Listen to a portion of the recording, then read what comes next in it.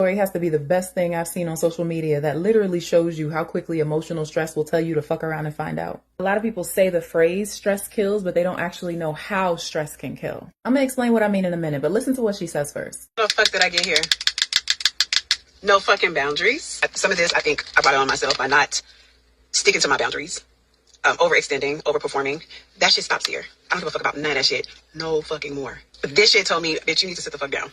You need to slow down. A really common problem that I see as a psychotherapist is that a lot of people don't understand how mental and emotional stress shows up physically. So it's a lot easier to sit the mental and emotional stuff aside because it's not as important in the moment until you have to pay attention to it. And I don't know everything about her, but she's young, she has a busy career, and now she is in this spot where she can't believe that she has this device strapped to her chest, and now she has to go see a cardiologist and take medication for blood pressure and stuff. There is always an emotional and a psychological reason behind physical illnesses. I did a video explaining how this can work with sciatica, but when it comes to things like a heart attack, for example, and I'm only doing a heart attack because she mentions it somewhere in this video, a heart attack can be caused by a few different things. It can be a blockage in your coronary vessels that bring blood to your heart. It can be something that they call like a thrombosis, or even like a sudden spasm that cuts off oxygen to your heart muscle. Physical things like overworking, excess pressure, and even like stress that weakens your cardiovascular system can all lead to heart attacks too. And let's not forget the lifestyle stuff, like with the way that you eat and whether you move around or if you're sedentary. But